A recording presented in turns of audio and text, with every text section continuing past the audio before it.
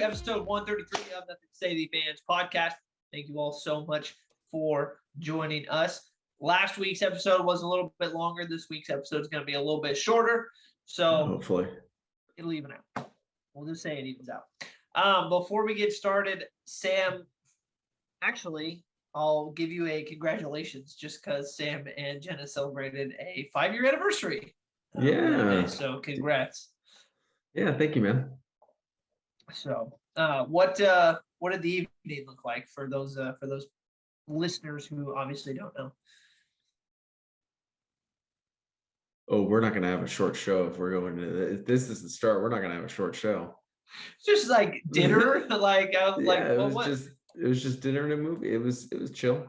Once it's the fifth time, I mean, you can only shake it up so many times. Right. It was just nice to spend time together.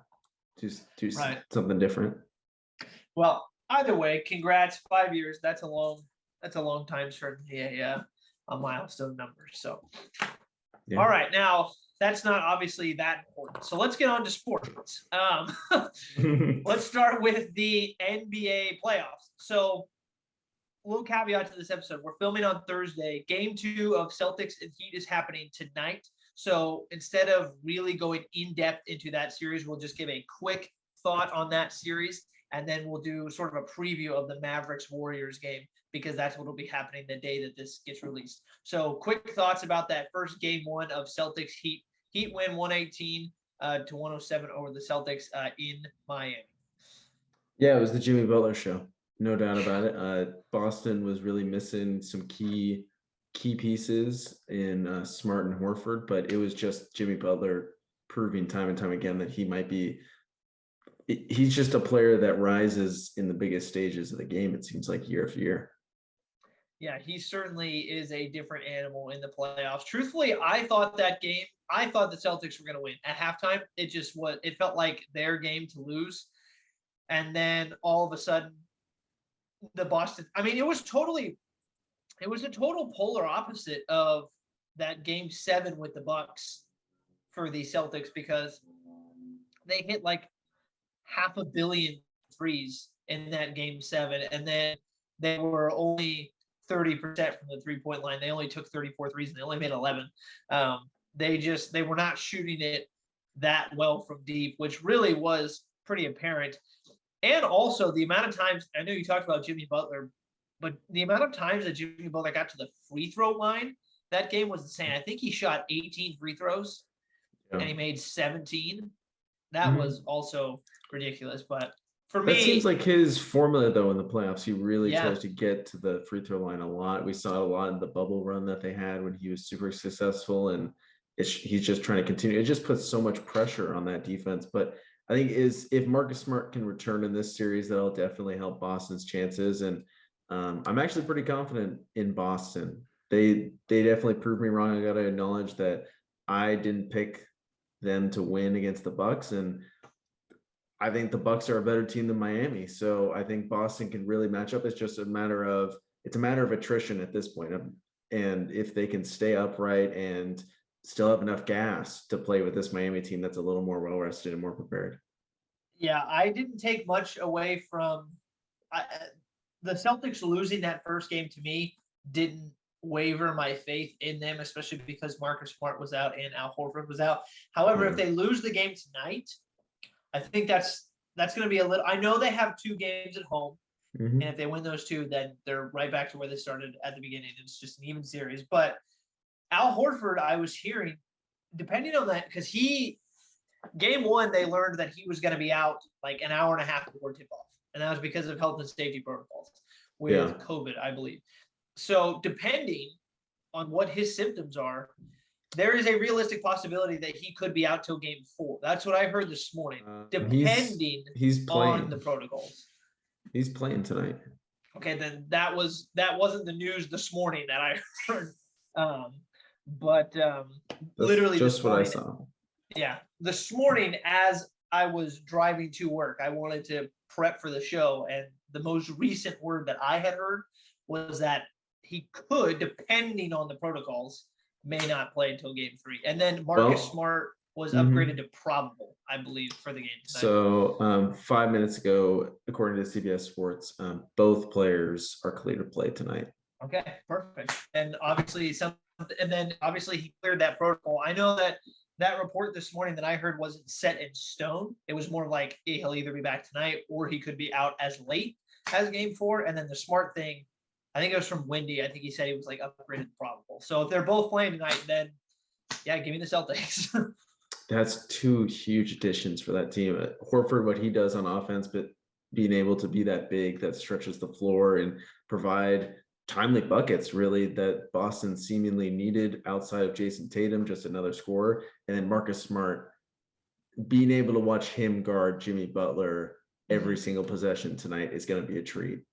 Yeah, you just hope that his ankle holds up for the game tonight, because the Heat went after Peyton Pritchard, especially in pick and rolls. Like, they were singling him out. And Peyton Pritchard, I mean, he did the best he could. He had a really good offensive night.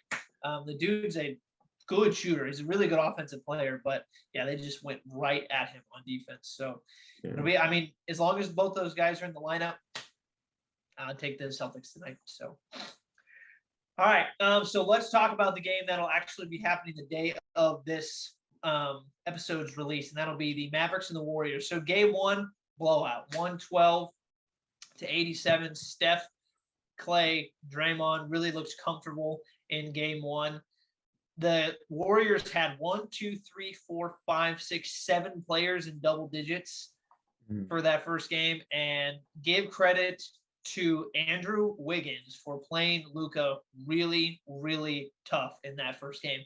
I have to admit, coming into this series, I picked Golden State, but I was like 51-49 because of how good Dallas looked and how wishy-washy Golden State looked in the previous series. So I was like, if Dallas wins, I don't think it should be a gigantic shock, but that totally flipped that first game 1. Yeah, Golden State put a lot of doubt to rest. But that, I mean, it was clinical. It's the best they've looked in the entire playoffs. I think Dallas is going to be a lot better, especially when they get back to home. I think what gives me a little bit of confidence for Dallas is they started 0-2 last series. They've lost the first game of both series on the road. I can't remember which Dallas or Utah was favorite, but it doesn't matter. This team plays well at home. They are because they only have one star, they're so reliant on production from their role players like Finney Smith and Bullock and Brunson and Dinwiddie seem to play better at home. They just need a little bit of that home cooking to play a good fortune in them to turn the series around. I think tonight's game, when this podcast comes out, I think it will be a lot closer because Dallas is a pretty proud team, and they're going to put in a lot more effort and try to mix some things up to get Luka better looks, easier looks, hopefully, against a pretty good Golden State defense. But I think it's going to be a little closer. I still think Golden State finds a way to win at home. Well, it's a not just a pretty good Golden State defense. These 4 teams left were top 7 in defensive efficiency in the entire league. I believe Golden State was 2. I think Boston was 1, like Miami was like 4, and the Mavericks were 7. So the 4 teams that are left were top 10 in defense this year, and the Warriors were top 3. So, I mean, give Steve Kerr credit for drawing up a really good game plan for game 1 against Luka, and give Andrew Wiggins all the credit in the world. Honestly, for me, and obviously I'm not a head coach. I just played for a really long amount of time, but in terms of, I really liked Steve Kerr's, I guess, approach in that sense, in putting potentially your most just athletic guy on Luka. Maybe he's who knows? I mean, Clay's a great perimeter defender, but Andrew Wiggins is big, he's long, and he's just a freak of nature. And to me, if you're playing against Luka, who is very crafty, but he's not super fast. Like, he's quick, but he's not like he's not going to beat you up the floor like De'Aaron Fox or something like that. In my mind, it'd be one of those things where, okay, if we put a freak athlete on him, then maybe something that we can account for is him not getting these blow-by layups. He's really going to have to get crafty with his shot selection and his ability to create for other people. It makes sense from at least my perspective. I'm not saying that Andrew Wiggins is going to be able to do that the entire time. I think Luka's going to get his. But in terms of your best punch, I think that's the best punch that you can throw at Luka, is just throwing a freak of nature at him athletically. And then, just say, Luka, you're going to have to try to make these turnaround jumpers all game. Yeah. Make some threes, which is hit or miss really for him. Some games he's hot, some games he's not. It's totally true, like what you point out, but the Suns employed that same tactic by putting Mikal Bridges, a lengthy wing, athletic, young, on Luka the whole time, and it didn't really slow him down the whole series. He's still going to get his. I think it's what Golden State was able to do team defensively and the lack of other options that Dallas had outside of Luka. It was Luka or bust the whole night, and really no one else could get going. And I think it's really easy to lock in on a guy when there's no one else that you really have to worry about. So I think that definitely helped. And if the ancillary pieces for Dallas can start getting hot, it'll open up things for Luka. I think that's pretty obvious. Yeah. I mean, what did Luka have? Let me pull up his stats. I think he only had like 20. Yeah, he had 20.7 rebounds and 4 assists. I imagine he's probably going to go for like 30 tonight. That'd be my guess. He's going to have a minimum of 30. Definitely going to have a bounce back performance, but I don't see any reason why Golden State is going to lose this game. I don't think they're going to lose this game. Not at home. I think if they're going to lose a game, it'll be in Dallas. I don't think they're going to lose at home. Yeah, I think Golden State should win this series in 6 if they play to what we think they are. But this is a team that got smacked off the court against the jawless Grizzlies. I don't really know what to, and that series I think went a lot longer than it should have with it against a championship team. That just gives me hesitancy going against a Dallas team that's I think way better than Memphis at this point, especially a Memphis team without Ja. So it's just, is it a lack of focus? Is it a lack of attention? Who knows really what it is, where you get nights where Golden State looks unbeatable, and then other nights they look like they can't even compete. It's just so weird in this same playoff. Right? Yeah. Well, and that's what I mentioned at the top of this was like, I picked Golden State, but it wasn't with any rock hard confidence. It was like, I'm picking them because it makes sense on paper, but it would have made sense on paper for the Suns to easily handle Dallas. And here we are. If Dallas ends up winning this series, that's a choke job for Golden State. So the question that I heard earlier this week, and I'll ask you this, is if Luka is able to get past Golden State. Well, actually, let me preface it with this. Who do you think the best player in the NBA is right now? Oh, I've been speaking Giannis's name right. I think since the playoffs started. I've been so high on Giannis, and it sucks that they lost. But right, okay. So I agree. The argument that I heard is if Luka is able to drag this Dallas team past Golden State and into the finals, is there a legit conversation for Luka Doncic being the best player in the NBA? Let's say, let me give you a two-parter. If he makes it and he loses in the final, would he be in that conversation with Giannis? And then answer that first. If he wins the title, would that put him in the conversation? Would only that put him in the conversation? I don't know. I need to see more. I don't just jump to player. I feel like I have to see a lot of evidence, and a guy has to lose it for me. And I feel like Giannis hasn't really lost that title with his play this year. I think he was as good, if not better, this year than he was last year and the year before and the year before that. I mean, this is it'd just be a great playoff run that Luka has. There's nothing that would say like, oh, that's the best player on the planet right now. I don't think he's better than Kevin Durant right now, even if he were to win a championship. He had a great year. Say Jimmy Butler were to take this Heat team and win a championship. I wouldn't be like, oh, Jimmy Butler is the best player on the planet. There's no way. I don't think you can Right. jump to that But I don't at think Jimmy all. Butler is in that same breath He's as playing. He's playing Luka. as well as Luka. I Playoffs, mean, yes, it's right now, yes. But I think we're talking about. I think the conversation was more in the totality of the season. Jimmy Butler is significantly, it seems like, just a different animal in the playoffs than he is in the regular season. Luka's the same guy, day in and day out, every game.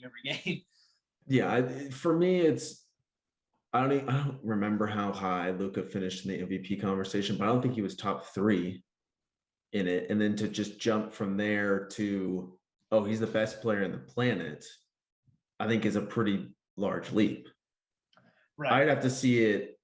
I'd have to see again. And it has to be coupled with, oh, Giannis is kind of not getting better or just staying the same, and Luka's just growing bigger and bigger and bigger. I mean, it's a huge accomplishment if you were to do that. Even the fact that he made it to the Western Conference Finals this year is a huge accomplishment with this team. I mean, this team is like they're a piece away, and they've been that way for a while now. And the fact that he was able to take this team, and they did a great job when he was out early in the playoffs of steering, keeping that ship alive. And it would just be a huge accomplishment, but you can't just jump to, oh, he's the best player on the planet. Not for me. Let's have the Mavericks get a package deal to send like 4 players to bring in Bradley Beal, and then you're talking about. Dude, they need to make that move yesterday. Yeah, I've sent Bradley Beal to Dallas and watched Dallas become a legit title contender like that. Send a package of Reggie Bullock and Jalen Brunson and a couple first for Bradley Beal. Yeah, because you have to keep either Dinwiddie or Brunson. You have to keep one of them. I don't think Washington would want Dinwiddie because they let him go. He was already on their roster. So I don't think they'd really want to bring him back. If Brunson they wanted, and Bullock for Beal and maybe a pick or 2. If Washington wants Dinwiddie and Brunson, I'm giving him everyone but Luka, and give me Bradley Beal. Yeah, pair Bradley Beal and Luka together. That's a tough backcourt. Heck, call Portland, see if they're willing to part with Dame. I don't think you can have Dame and Luka on the same team, though. I think they're both too similar in the sense that they demand the ball. They're great players. Well, yes, but I think they're just similar to that. You have 2 ball dominant point guards on the same team. Could they learn to play together? Sure, but I don't think that would be. I don't think that would be the match made in heaven. I think that would be completely fine. I don't know. I don't know.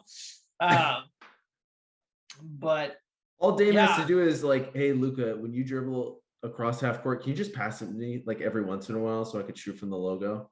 Because you're getting doubled anyway. Like I'll just sit out there and I'll stand right at the corner of half court, and just kind of I'll flick it up there because it just seems like he has that kind of range. I'll dap Jason Kidd up, and then I'll turn around and shoot from right in front of the bench, and it'll be fine. Oh man. Well, after game 1, I think it was apparent that the Warriors were clearly the better team, but I also think it was apparent that the Mavericks didn't play their best game.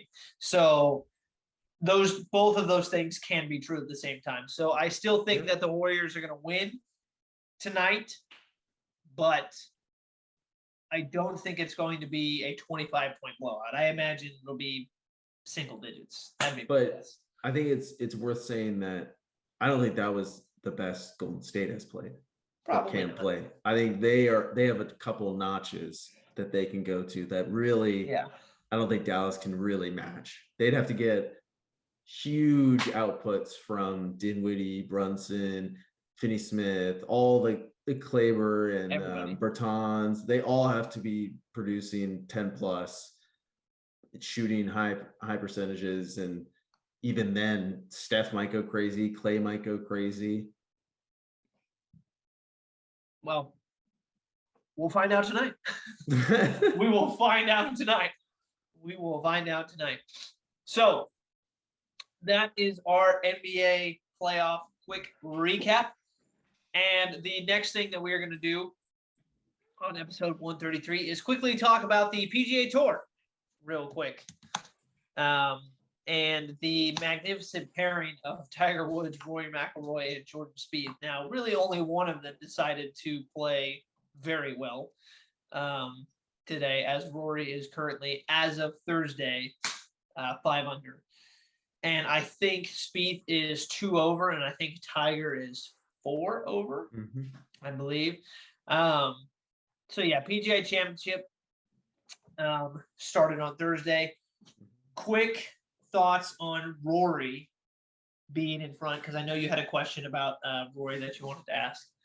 Yeah, there's this stigma that with Rory McIlroy in majors that he really starts off slow and then almost takes himself out of contention, makes the cut barely, and then just goes on fire in Sunday or Saturday and gets it sort of close. That's kind of been the theme for him ever since he won a major in 2014. So the last 8 years, really, he's been taking himself out of contention in the Thursday or Friday of these majors. So just the fact that he was able to play so well and make it look so effortless gives me so much hope for him to finally win another major. And I'm a huge Rory fan. I don't think anyone could hate Rory McIlroy. He doesn't say a bad thing about anyone. He's such a big, such a huge face of the game and is so perfect. It's awesome that he is able to be a leader and drive ratings for this championship, really. Well, I mean, it feels like Rory's been around for so long, but he's only 33. Like, I can't remember a time when Rory wasn't golfing, at least when I had been really conscious of the sport. So it just feels like he's been around forever.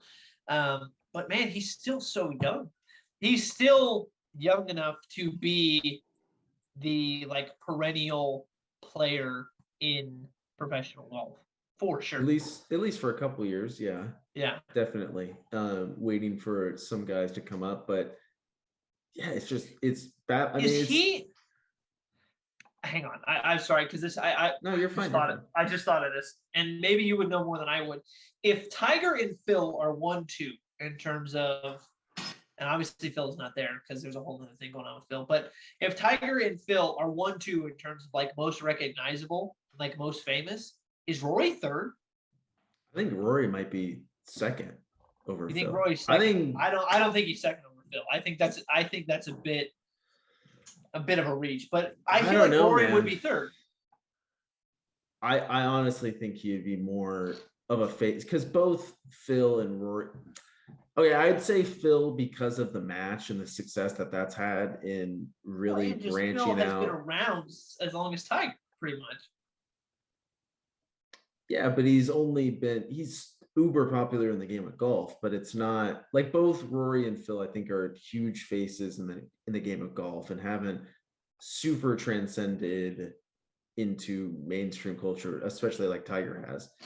Rory might, for a European following, might be even more popular than Phil. Yeah. I don't know. It's hard for me to say. I think it's a tough question, but then there's really no way for us to answer that. No, yeah, but yeah, I think Rory's definitely right there. There's no way he's not the third most recognizable face of golf, and then those two guys are almost out of there. Well, and one of them's already out of there. Right. Bottom line is he's probably in the top 3 for most recognizable and most famous current golfers. I feel like that's fair to say. Yeah. What the gap is, it's hard to measure, but I feel like it's fair to say he's in the top 3. Well, the way I would think of it is if I were to go and stop a random person on the street and I showed or ask them who is Rory McIlroy, would they know who he is? I don't know. That's tough because I don't know the popularity and the outreach of golf itself. Right. But if I did that for Phil Mickelson, I don't know a lot of people that would know who Phil Mickelson is. either. Just a random person, Right. but Tiger Woods, yeah, they're gonna know who Tiger Woods is. I can ask Bree. I'll see if she knows. I'll see if she knows. But even not then, like during the it's show, not but like, after. it's not like she may have heard you say it or something. Like someone that is completely removed, like zero bias whatsoever. Maybe. And I think the question really that I was trying to lead into is who's fourth? Like who after that? Is it DJ? Is it Spieth? Is it I think it's Brooks or DeChambeau? I think it's Spieth. Oh,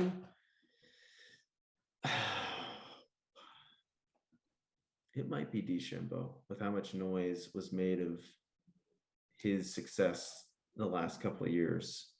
I think Spieth, because of the high that he reached in like 2016, 2015, 20 to 2017, those highs were so high that he might have reached enough Maybe to where he's been so out of it for a long time, since 2017. Really, he's been out of it.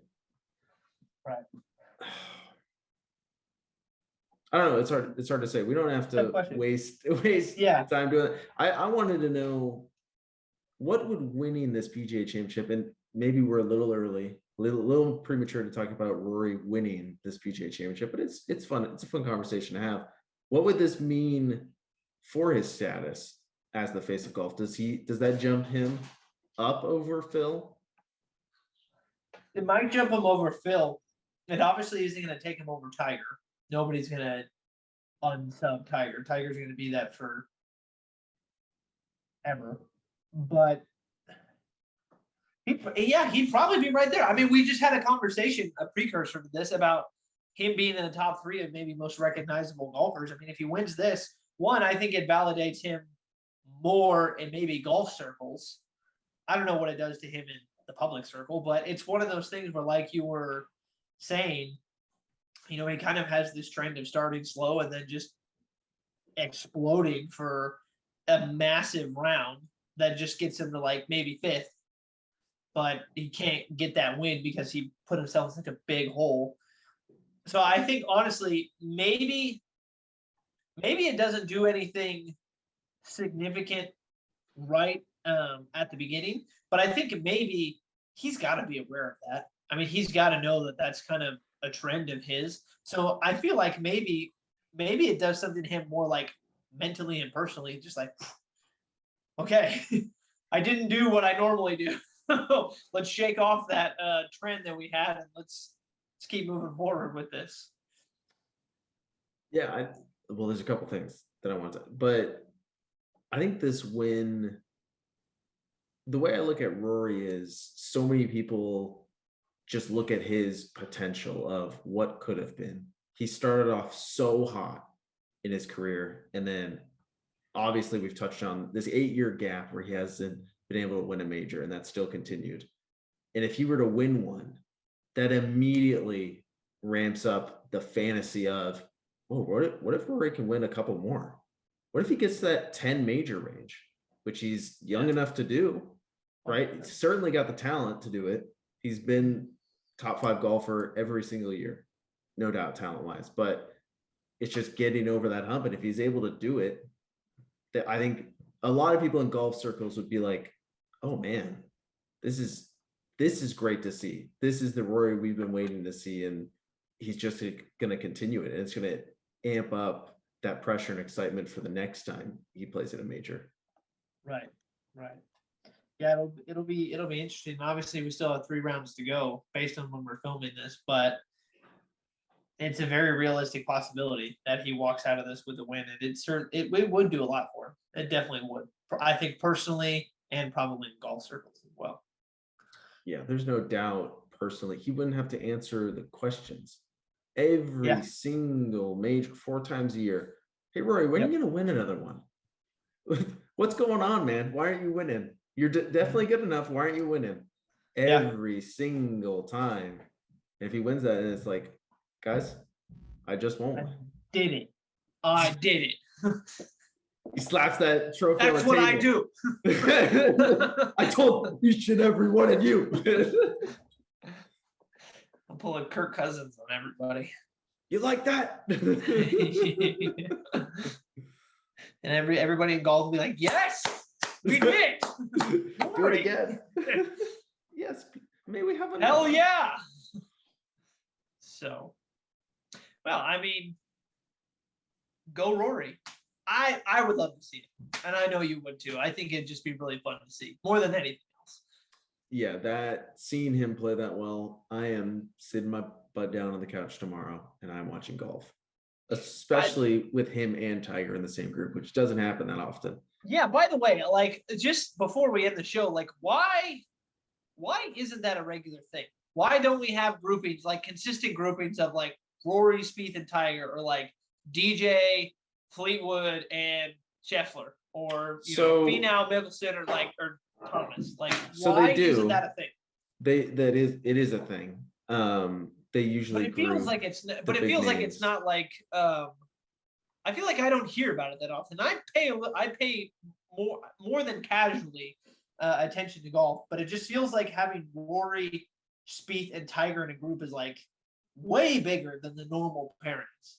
No, it definitely is. I think it's lesser about Spieth. I mean, the fact that Spieth is in it is kind of cool, but it could have been any third guy in that group. Still would have been big. I think it's just because the PGA Tour doesn't really put Rory and Tiger together because they're the big, like they're the needle movers.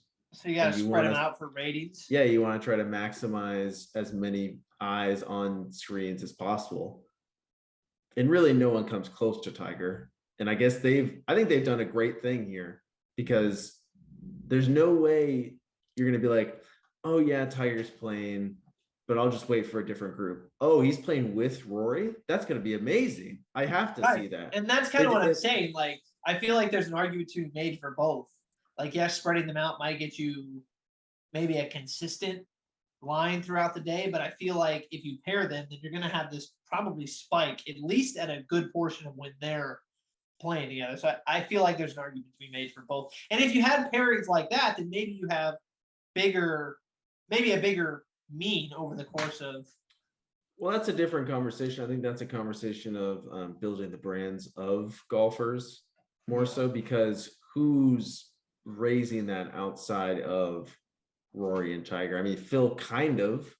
Yeah. But Phil has to be playing well, and that hasn't been super consistent in years. Yeah, he won the PGA Championship last year, but that was an anomaly of his success in the last 4 years, pretty much. And yeah, DJ is a name, but he's not a name that's driving a lot outside of big time golfers. Brooks usually, but he's been scuffling.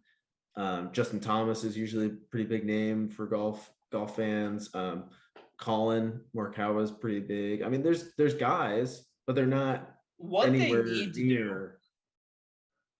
What they need to do is have Brooks and DeChambeau halfway through the event box on the middle of the golf course, and then that'll drive them some ratings. That beef is done. That's no longer a thing anymore. I know. But I mean, we have all these celebrities boxing each other. We had Darren Williams and Frank Gore. Let's get Brooks Koepka and Bryson DeChambeau in a ring together. It's done. I think it's never done. Bryson's isn't he trying to heal from a hand injury? It's never done. It's never. So I don't know if a boxing match will really help. No, it's never over. It's never. Don't get rid of the dream. No, it's no longer beef. By the way, I was watching a Netflix show the other day. It was a game show, like a new game show hosted by Howie Mandel. It's called Bullshit. And one of the questions was a sports question, and it was about golf. And it was asking like which one of these golfers, like I think is an actual golfer, or like which one of these. Oh, I think it was which one of these like isn't. Something about golf, and Tommy Fleetwood's name was on there, and I was like, "Hey, somebody who's not Tiger on a golf show," and it just got me thinking about our conversation. I was like, "Is it Tommy Fleetwood? Like, is Tommy Fleetwood a needle mover guy because he made it on a game show?" He in 2018-19 probably had his best success and was really Yeah, contending for majors, he had but a he's really good just run. been, it's just been tough. It seems like he can't figure it out. And that happens with golfers, it seems like, where it's just one thing after another just doesn't work out. But it sucks. I mean, he's a big time player for sure. Oh, absolutely. And I mean, he's got the long hair and everything. Just looks like a surfer, just out there, just chilling on the golf course. And yeah, An English surfer. Yeah. Oh man. Well, that'll wrap it up for us on episode 133 of Nothing to Say, the Fans Podcast. Kind of a part 1, part 2 episode, basketball and then golf. We hope you all enjoyed this episode. And enjoy the NBA playoffs this weekend. We got game 2 for Celtics Heat tonight, or tonight of when we're filming. And then the actual tonight of when this releases, we got Golden State and Dallas, and then the series will swap. We'll change locations for where these games are being played. So everybody enjoy your weekend. Thank you for listening or watching the show, and we'll see you all next week.